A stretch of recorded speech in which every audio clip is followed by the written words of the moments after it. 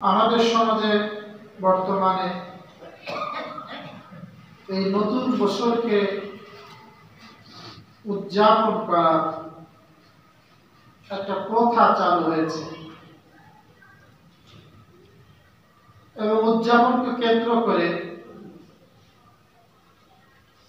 শরীয়তের সাথে সাংঘর্ষিক, কোরআনের সাথে সাংঘর্ষিক বিভিন্ন কার্যকলাপ করা হয়ে থাকে। আজকের আলোচনায় আমরা এই নববর্ষ সম্পর্কে কিছু কথা আলোচনা শুনব। এদেশে ইতিহাসের কিতাব দেখলে জানা যায়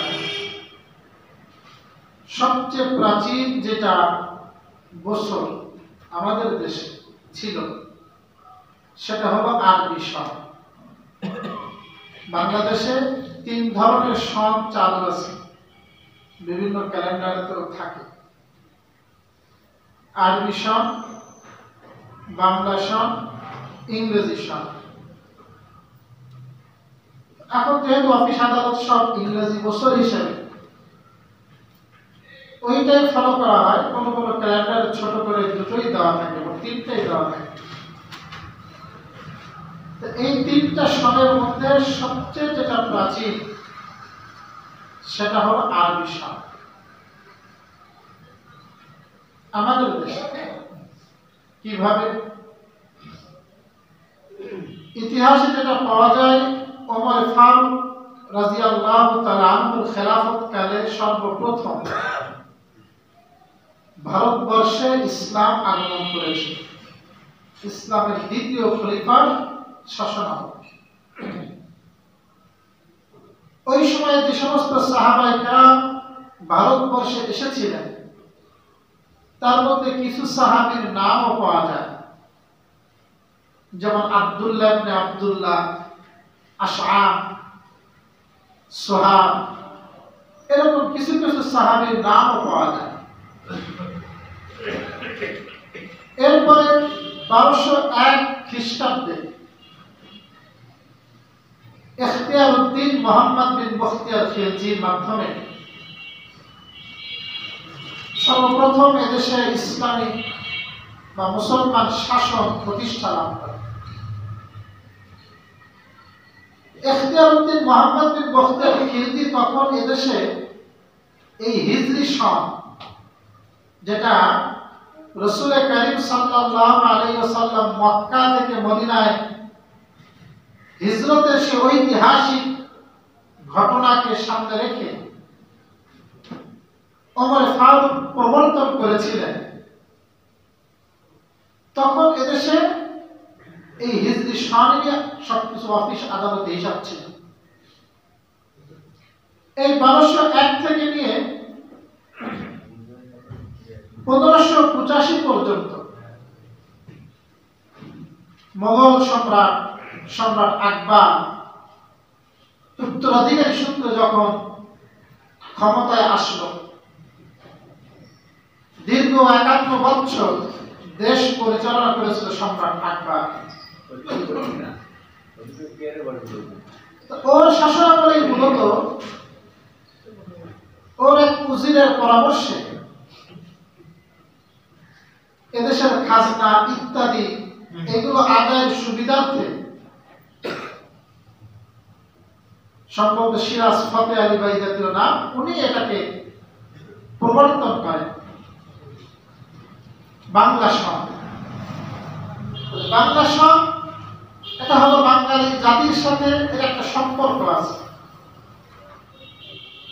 যেটা সূচনা করেছিল সম্রাট আকবরের শাসনামলে। ইসলামী সন এর সাথে ইসলামের অনেক কিছু জড়িত। ইসলামী সনের হিসাব রাখা একটা ফরজে কিফায়া, এর সাথে রোজার সম্পর্ক, ঈদের সম্পর্ক। এরপরে যখন 1585 থেকে নিয়ে 1757 পর্যন্ত এদেশে শুধুমাত্র 2 সনই ছিল, আরবি পাশাপাশি বাংলা। 1757 যখন ইংরেজরা এদেশকে কিছু বিশ্বাসঘাতকের মাধ্যমে মীর জাফর, রায়দুল্লাহ, ঘসিটি বেগম এদের চক্রান্ত আর এদের সাহায্যে পলাশীর যুদ্ধে নবাব সিরাজউদ্দৌলাকে পরাজিত করে ক্ষমতা নেয়। ওরা এদেশে আসছিল অনেক ভালো আকৃতি ব্যবসায়ী সুরতে, আমরা এদেশে ব্যবসা করি ইস্ট ইন্ডিয়া, কিন্তু ব্যবসার সুরতে এদেশে প্রবেশ করে এদেশের সমস্ত কৃষ্টি কালচার, তাহজিব, তামাদ্দুন এবং কোরআন সুন্নাহর যত আদর্শ ছিল তারা যে কয়েক বছর দেশ পরিচালনা করেছে 1757 থেকে নিয়ে 1947 এই ভারত ভাগ হওয়ার আগ পর্যন্ত প্রায় 200 বছর। এই 200 বছরে তারা সব কিছু তারা করেছে। তারা এদেশে ওই সময় ইংরেজি সাল গণনা শুরু হয় সরকারিভাবে। যারা ক্রমান্বয়ে বাড়তে বাড়তে এখন তো আমরা তো বাংলা কি বছর তাও জানি না, আরবি কি বছর তাও জানি না, একটাই আমাদের সামনে এখন কি ইংরেজি বছর। এখন এক্ষেত্রে একটা মূলনীতি আছে, আর জরুরত তাতাকাদ্দার বিকদ্রি জরুরা। আপনার যখন প্রয়োজন দেখা দেবে তখন প্রয়োজন অনুপাতে আপনি অন্য কাজ গ্রহণ করতে পারেন। যেহেতু আমাদের অফিস আদালত সব ইংরেজি সাল, আপনি ব্যবহার করতে পারবেন, সমস্যা নেই, কিন্তু তার প্রতি আলাদা প্রীতি, ভালোবাসা, মহাব্বা এইগুলো রাখতে পারবেন। আজকে আমাদের অনেক নওজোয়ান যুবক এই ইতিহাস জানে না, এটা কাদের বছর, কারা আনলো দেশে। এবং ইংরেজরা শুধু এই সাল প্রবর্তন শুধু এখানে করেনি, এইটাকে শুধু চালুই করেনি, ওরা ইংরেজরা মুসলমানদের যে ক্ষতি করেছে, এই খ্রিস্টানরা মুসলমানদের যে ক্ষতি করেছে এর ফিহরিস্ট অনেক লম্বা। তারা যতদিন ছিল প্রায় 200 বছর লক্ষ লক্ষ মুসলমানকে তারা শহীদ করেছে। তার মধ্যে হাজার হাজার আলেম ওলামা তাদেরকে ফাঁসির কাস্টে ঝুলিয়েছে। কারণ যখন সিপাহী বিপ্লব হয় 1856 বা 57-তে, সিপাহীরা যখন ইংরেজদের বিরুদ্ধে বিদ্রোহ করে, এরপরে যখন তদন্ত কমিশন হয়, সেই তদন্ত কমিশনে ওই তদন্ত কমিশনাররা তারা এই কথা জানাই দিয়েছে ইংরেজ সরকারকে, এর সব কিছুর মূলে হলো ওলামায়ে কেরাম। যতক্ষণ পর্যন্ত আলেম ওলামাদের থেকে এদেরকে দূরে সরানো না যাবে এবং তাদেরকে আলেম ওলামা নেতৃত্ব শূন্য করা না যাবে, তোমরা ভারতবর্ষ শান্তিতে শাসন করতে পারবে না। এরপরে তারা একের পর এক চক্রান্ত শুরু করে।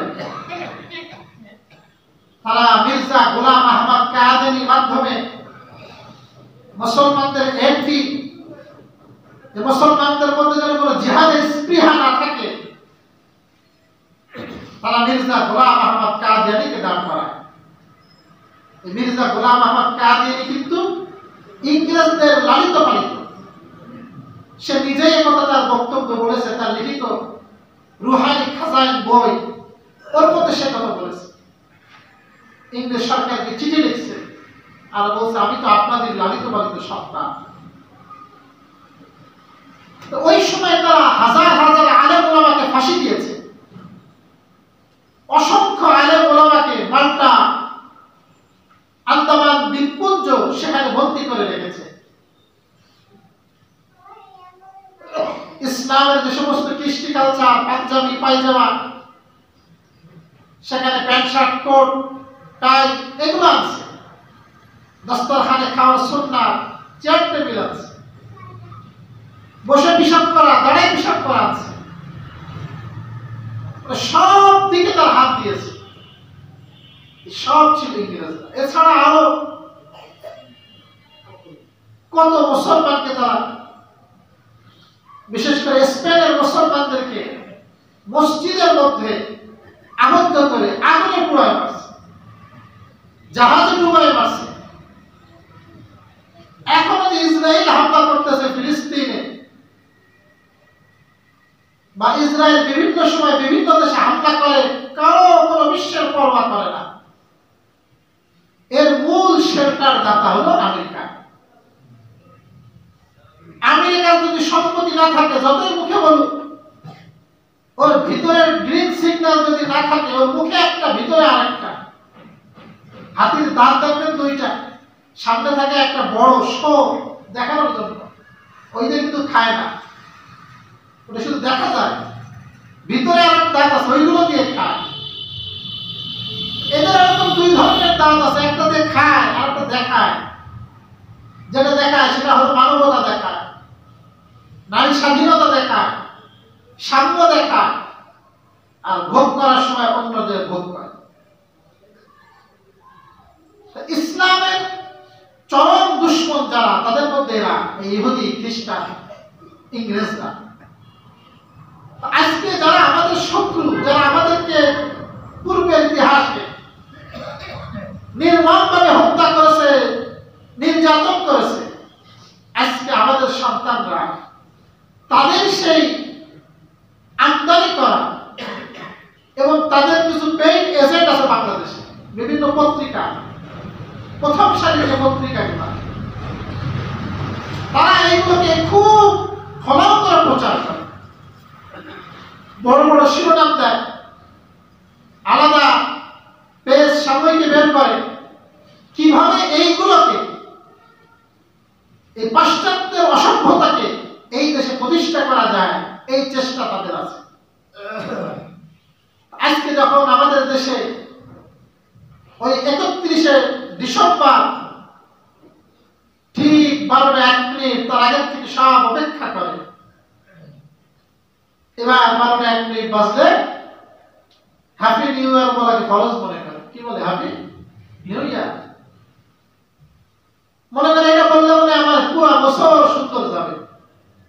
আপনি যদি হ্যাপি নিউ ইয়ার বলেন বা শুভ নববর্ষ এটা বলেন, এর অর্থ কি? আপনার পুরো বছর মঙ্গল যাবে। এবং ওই দিনকে কেন্দ্র করে মাদকতা, ব্যভিচার, গান বাজনা, আতশবাজি, ফানুস, মানে যত শরীয়তের সাথে সাংঘর্ষিক বিষয় আছে, সব ওই 31st নাইটের নামে, নববর্ষ উদযাপনের নামে আমাদের বাংলাদেশে এখন ব্যাপক হারে, শহরগুলোতে বিশেষ করে, গ্রামেও এইগুলো আসতে পারছে। অথচ এই দিনে যা যা হয়, এর প্রত্যেকটা ইসলাম কঠিনভাবে নিষেধ করেছে। এক নম্বর যদি মাদকতায় আসেন, আমাদের এক উপদেষ্টা, স্বরাষ্ট্র উপদেষ্টা তো বলছে যে যা কিছু খান সমস্যা নেই, পানি টানি খাবে, একটু আড়ালে আপনাদের খাবে। তার মানে ঘরে খাওয়ার অনুমতি আছে। ইসলামে মদ কি ঘরে খাওয়ার অনুমতি আছে? আল্লাহ সুবহানাহু ওয়া তাআলা কোরআনে স্পষ্ট বলেন, ইয়া আইয়ুহাল্লাযীনা আমানু ইন্নাল খামরা ওয়াল মাইসিরা ওয়াল আজলামা ওয়াল আনসাব ওয়াল আজলাম রিসসুম মিন আমালিশ শাইতান ফাজতানিবুহু লাআল্লাকুম তুফলিহুন।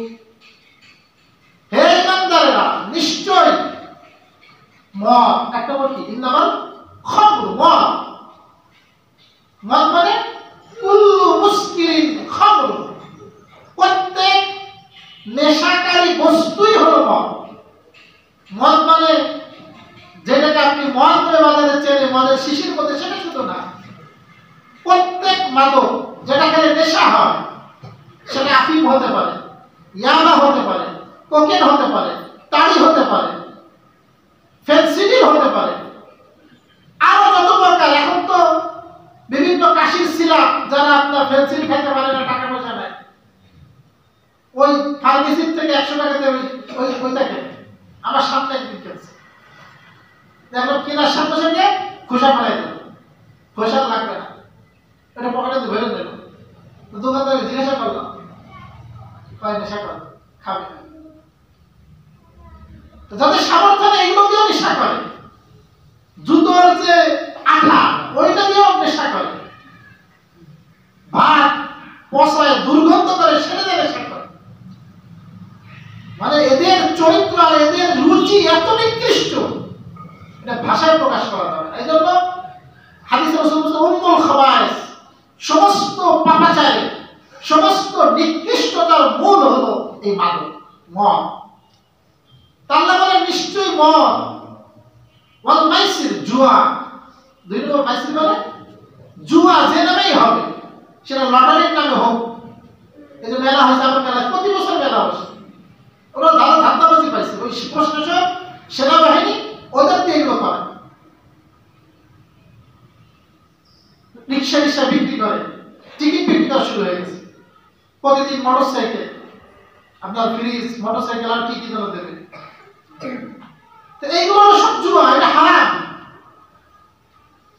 ওয়ালানসা, এবং মূর্তি, বেদি, যেখানে আপনার পূজার জন্য সবকিছু রাখা হয়। ওয়াল আজলাম, এবং লটারি। লক্ষ্য করেন আল্লাহ পাক এই পূজার সাথে মদকে আনছেন, পূজা করা যেমন নিকৃষ্ট, ওইটা যেমন কবিরা জঘন্য গুনাহ, ওর সাথে আল্লাহ পাক যেইটা জেনে আনলেন জুয়া, মাদক, লটারি, এইগুলোর নিকৃষ্ট। আল্লাহ বলেন বিসুম মিন আমালিশ শয়তান, এই সবগুলো হলো শয়তানের নিকৃষ্ট কাজ। এগুলো কার কাজ? কোন ভালো মানুষের কাজ? এগুলো শয়তানের কাজ, নিকৃষ্ট কাজ শয়তান। শয়তানের কিছু কাজ একটু তুলনায় ভালো আছে, কিন্তু এটা হলো সবচেয়ে নিকৃষ্ট। ফাজতানিবুহু, আল্লাহ বলেন তোমরা থেকে বেঁচে থাকো, লাআল্লাকুম তুফলিহুন, তাহলে তোমরা সফল কাম হবে। আল্লাহ পাক বলছেন সফলতা তোমার কিসের মধ্যে? তুমি সফলতা অর্জন করবা, তুমি এইগুলো থেকে বেঁচে থাকো। তো আল্লাহ তাআলা যার থেকে বেঁচে থাকতে বলেছেন, আদেশ করেছেন, সেইটা আমাদের জন্য মানা কি? নফল না ফরজ? ফরজ। এইটা যদি কোনো ব্যক্তি না মানে তার কবিরা গুনাহ হবে। আর হাদিসের মধ্যে যে কত রাসূল হাদিস বলছেন, যখন মদ হারাম হলো, ইসলামে শুরু লাগলে তো হালাল ছিল, ক্রমান্বয়ে মদকে হারাম করা হয়েছে। যখন সর্বশেষ হারাম করা হলো, সাহাবায়ে কেরাম বলেন, আনাস বলেন, তখন মদিনার প্রতিটা অলি গলি মদে ভেসে গেছে। তারা মদ খাইতো, কিন্তু যখনই হারাম করেছে কোনো প্রশ্ন নাই, সব নষ্ট করে দিয়েছেন। আর কোনো ব্যক্তি, কোনো সাহাবী আর সামান্য পরিমাণ মদ গ্রহণ করে। এক সাহাবী রাসূলের কাছে আসছেন, এসে বলেন, ইয়া রাসূলুল্লাহ, আমরা এমন এলাকাতে থাকি, প্রচন্ড ঠান্ডা, শীত, প্রচন্ড শীত, এমন এলাকাতে থাকি, অনেক পরিশ্রম করা লাগে, আমরা সেখানে একটু মদ খাই, গম দিয়ে বানানো মদ, আঙ্গুর দিয়ে যেটা বানানো হয় এটা আসল মদ, কিন্তু আমরা যেটা খাই সেটা গম দিয়ে বানানো মদ। আমাদের জন্য খাওয়া কি এটা জায়েজ হবে? রাসূলকে প্রশ্ন করলেন ওই সাহাবী। নবীজি বললেন, এটা খাইলে কি তোমাদের নেশা হয়? বলে, হ্যাঁ ওদের নেশা হয়। নবীজি বললেন, না, এটা তোমরা খেতে পারবে না, এটা তোমাদের জন্য হারাম। ওই সাহাবী, ইয়া রাসূলুল্লাহ, আমার ওই এলাকার লোকজন তো মানবে না, ওরা তো খাবে। নবীজি বললেন, তুমি তাদের সাথে যুদ্ধ করবা, লড়াই করবা, লড়াই করে হলেও তাদেরকে এই নেশা থেকে তোমরা বিরত রাখবে। প্রিয় ভাইরা, ইসলামের যাবতীয় নেশা এটা হারাম। একটা পরিবারকে ধ্বংস করে দেয় একটা নেশাগ্রস্ত সন্তান। ঢাকাতে দেখেন না, কয়েকদিন আগে এরকম হয়েছে, প্রাইভেট চালায় মেরে দিয়েছে মানুষ, খোঁজ নিয়ে দেখা গেছে নেশা করে আছে। রাস্তায় যে দুর্ঘটনাগুলো ঘটে, তার অন্যতম কারণ একটা হলো ঘুমের কারণে অ্যাক্সিডেন্ট হয়, সারা রাত গাড়ি চালায়, ঘুম চোখের মধ্যে থাকে। আর একটা হলো নেশার কারণে অ্যাক্সিডেন্ট। মৌলিক দুটো কারণ। তা প্রিয় ভাইরা আমার, ইসলামে যাবতীয় নেশা হারাম, ঘরেও হারাম, বাইরেও হারাম। আজকে বাংলাদেশে এমন অবস্থা, পত্রিকা আসছিল কিছুদিন আগে, বাংলাদেশের মদ উৎপাদনকারী যে কোম্পানি আছে কেরু অ্যান্ড কোম, দর্শনা, বিশাল এরিয়া, ওদের উৎপাদন 50 গুণ বৃদ্ধি করছে। আলহামদুলিল্লাহ বলেন, আলহামদুলিল্লাহ, নাউজুবিল্লাহ বলেন।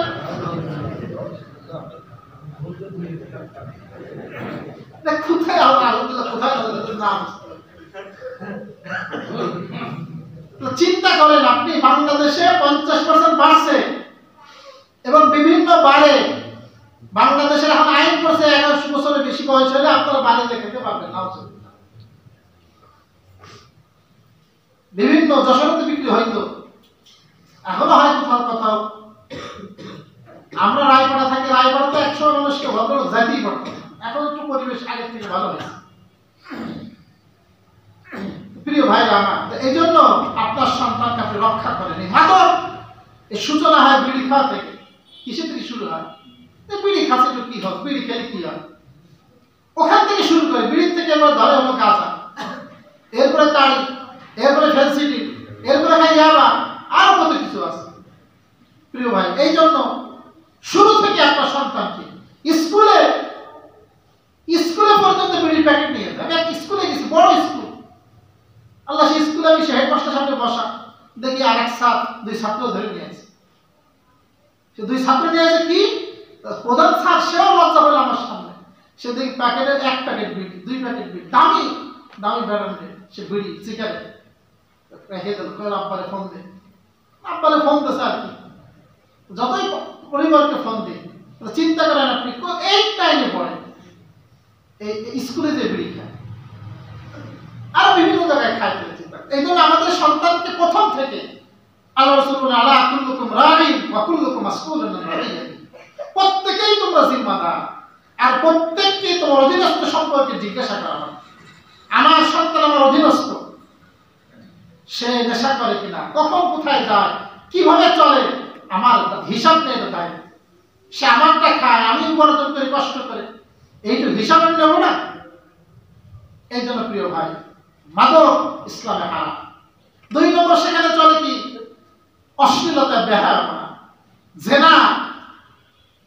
আল্লাহ তাআলা তো বলেন, লা তাকরাবুজ জিনা, জিনা ব্যভিচার করা তো দূরের কথা, নবী বলেন তার কাছেও যাবে না।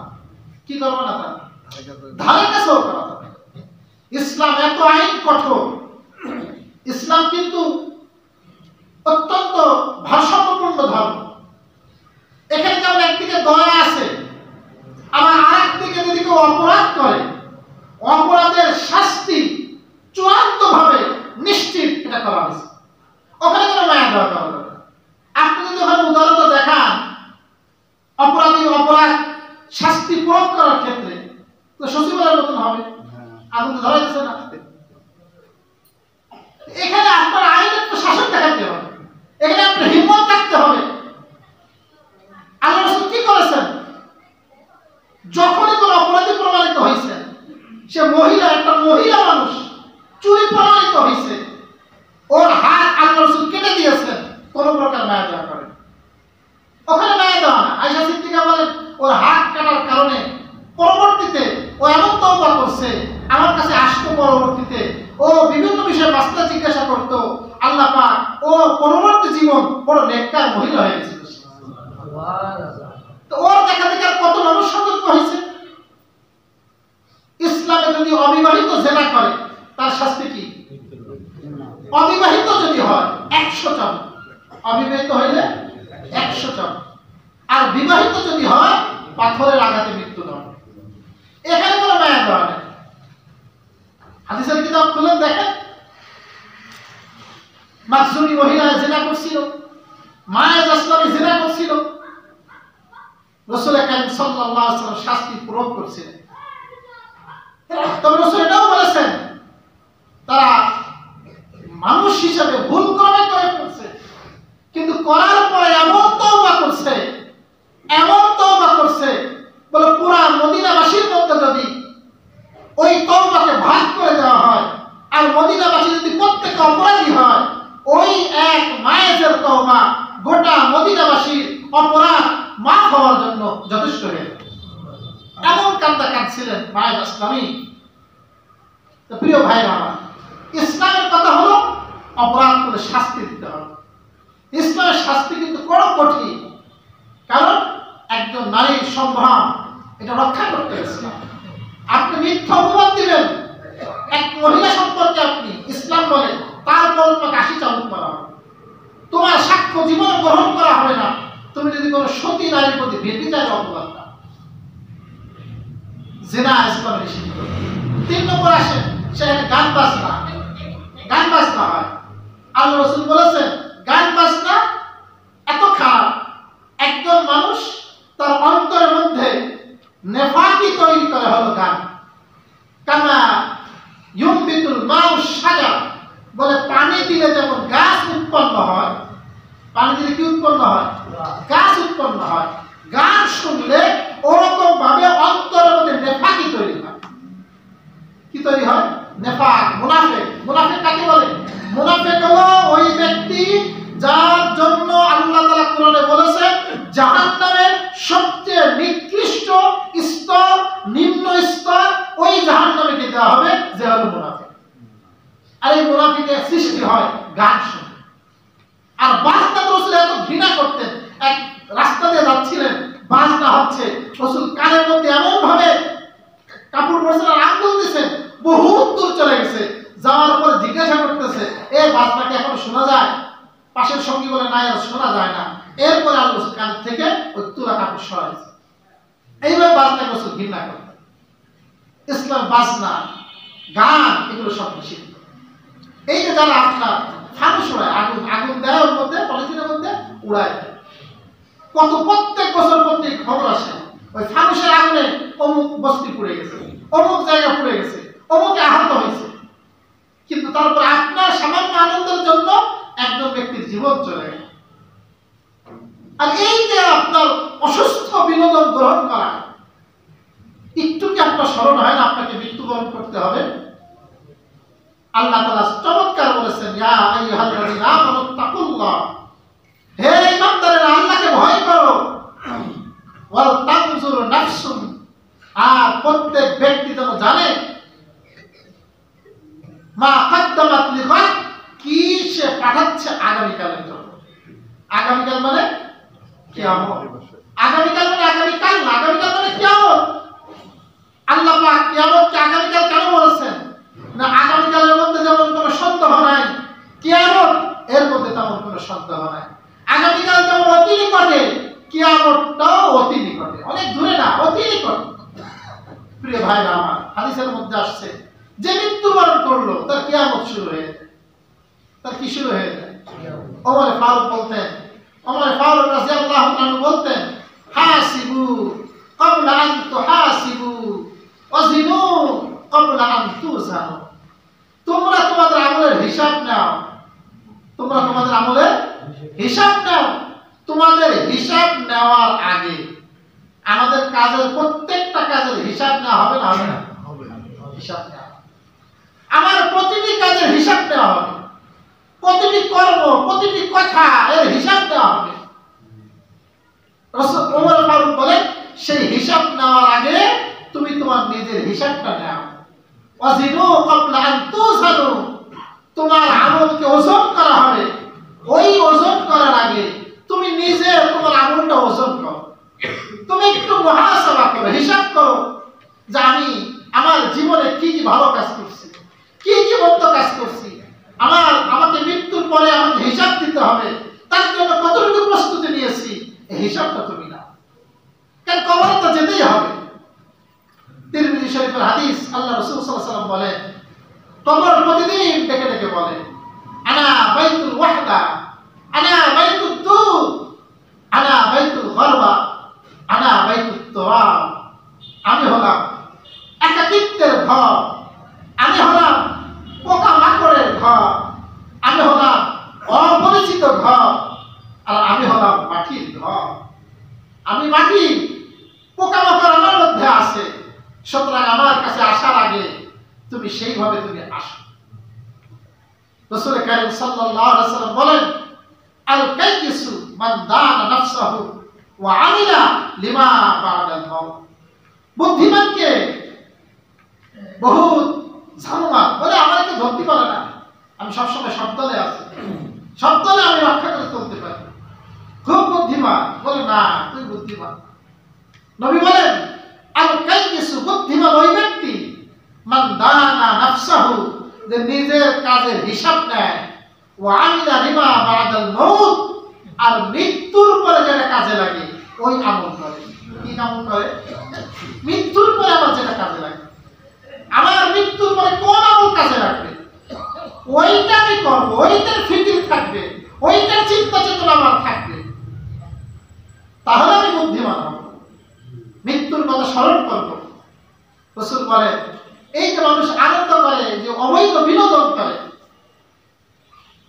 রাসূল বলেন মৃত্যুর কথা স্মরণ করায় দেন। রাসূল বলেন, উযকুরু হাযিমাল লাজ্জাতিল মাউত, তোমার এই স্বাদ কর্তনকারী, আমাদের জীবনের স্বাদ কিকারী, কর্তনকারী মৃত্যু, যেটার নাম, এইটাকে বেশি বেশি স্মরণ করো, মৃত্যুকে স্মরণ করো, মৃত্যুকে স্মরণ করো। এক বর্ণনা আসছে, যদি কোনো ব্যক্তি প্রতিদিন 20 বার বা কোনো কোনো মতে 25 বার মৃত্যুর কথা স্মরণ করে, আল্লাহ পাক তাকে শাহাদাত বরণ করলে যে সওয়াব হয় ওই নেকি দান করে।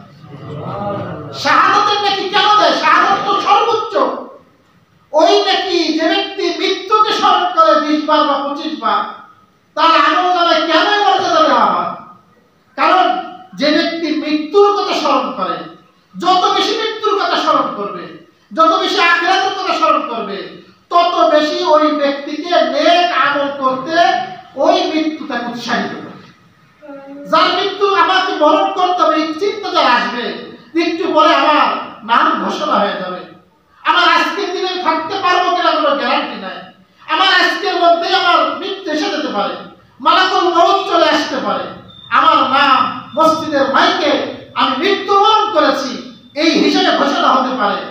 এই কথা যে ব্যক্তি চিন্তা করবে, তার মধ্যে আসবে যে না, আমি কোনো মানুষকে কষ্ট দিই, মানুষের মান আত্মসাৎ করি, কারো জমি লুণ্ঠন করিনি, এই চিন্তা তারা, সে আস্তে আস্তে ভালো হয়ে যাবে, তার মধ্যে অনুশোচনা আসবে, সে চিন্তা করবে না, আমি ভালো হয়ে চলবো, আমি আল্লাহর হক আদায় করবো, আমি মানুষের হক আদায় করবো।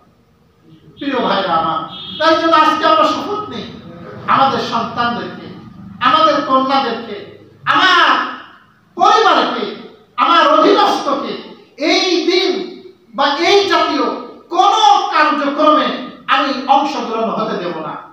আমি আমার সর্বোচ্চ শক্তি থেকে বাধা দিব, তোমার এই সুযোগ নাই, এই রাত 12টায় তোমার বের হওয়ার সুযোগ নাই, তোমাকে ঘরে থাকতে হবে। তাকে আপনি বুঝান, তাকে আপনি কোরআন হাদিসের কথা বুঝান, তাকে আপনি হাদিসের বর্ণনা শোনান। এই যদি আপনি দায়িত্ব পালন করেন, এর লাভ আপনি পাবেন। এই লাভ আপনি আখিরাতে তো পাবেনই, প্রথমে আপনি পাবেন। আপনার সন্তান যখন এইভাবে নেককার সন্তান হবে, ভালো সন্তান হবে, আর মৃত্যুবরণ করবেন আপনি, হাদিসে বসছে এই নেককার সন্তানই আপনার সদকায়ে জারিয়া হবে। ওর দোয়া করা লাগবে না, ও হাত তুলে দোয়া করবে এইটুকু লাগবে না। ও যদি দোয়া নাও করে, আপনি শুধু নেককার সন্তান দেখে যাবেন, ভালো সন্তান দেখে যাবেন, ওর যত আমল আছে ওই সব আমলের সওয়াব আপনার আমলনামায় যোগ হতে থাকে।